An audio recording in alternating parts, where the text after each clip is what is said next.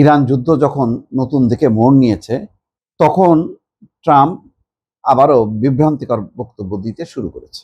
দুটি বক্তব্য সামনে এসছে। একটাতে বলা হচ্ছে সংলাপে বসতে মরিয়া হয়ে উঠেছে ইরান। আরেকটাই তিনি বলছেন যে যুক্তরাষ্ট্র ইরানে আঘাত না হানলে আজ ইসরায়েলের অস্তিত্ব থাকতো না।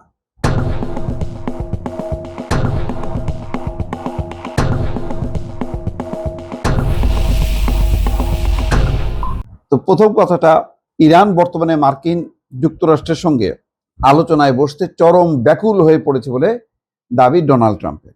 সাংবাদিকদের সঙ্গে আলাপকালে তিনি বলেন, মধ্যপ্রাচ্যে চলমান যুদ্ধে বিপর্যস্ত হয়ে পড়ায় পরিস্থিতি সামাল দিতেই তেহরান এখন এই পথ খুঁজছে। মানে তারা আর সামাল দিতে পারছে না, কারণ টানা 11 দিন ধরে ক্রমাগত হামলা চালায় যাচ্ছে তারা। ট্রাম্প বলছেন, ইরানিরা এই সংঘাতের অবসান ঘটাতে মার্কিন কর্মকর্তাদের সঙ্গে বৈঠক করতে মরিয়া হয়ে উঠেছে।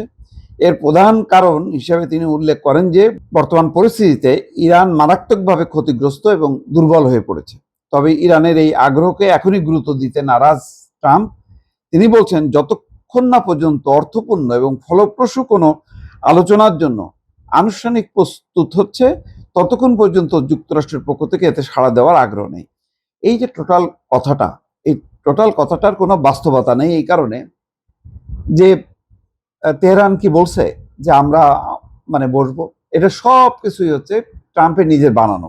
যে এটা হলো মনস্তাত্ত্বিক লড়াই করে বিশ্বকে বোঝানো যে আমেরিকা খুব আপার হ্যান্ডে আছে আর ইরান দুর্বল হয়ে গেছে। আর ইরানের মধ্যেও একটা বিভ্রান্তি তৈরি করা যে ইরানের শাসকরা বোধহয় সত্যি আলোচনার জন্য খুব মরিয়া হয়ে গেছে, ইরানের অবস্থা খুবই খারাপ।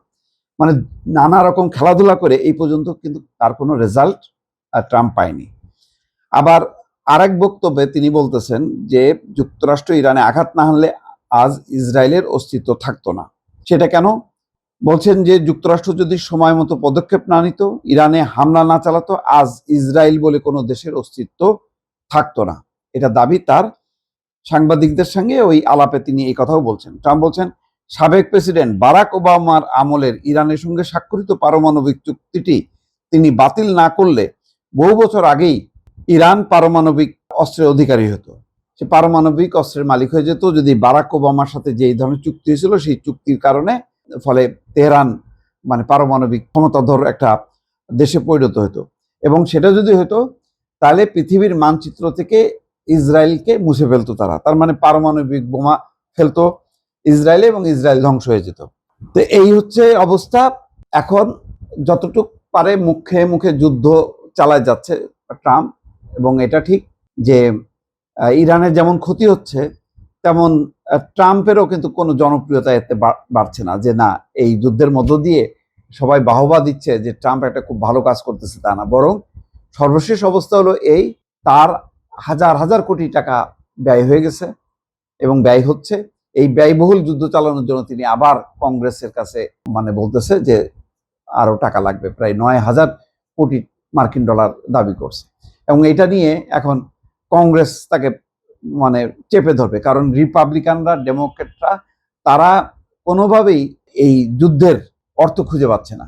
সুতরাং এইরকম অবস্থায় চাপের মুখে এখন ট্রাম্প নানা রকম যুক্তি উপস্থাপন করতেছে যে ইরান মরিয়া হয়ে গেছে আলোচনার জন্য, আর তার এই হামলার দরকার ছিল, হামলা যদি না চালাইতো তাহলে ইসরায়েলের অস্তিত্ব থাকতো না। এই সমস্ত কথাবার্তা বলে আসলে ট্রাম্প তার নিজের দুর্বলতাকে ঢাকার চেষ্টা করছে।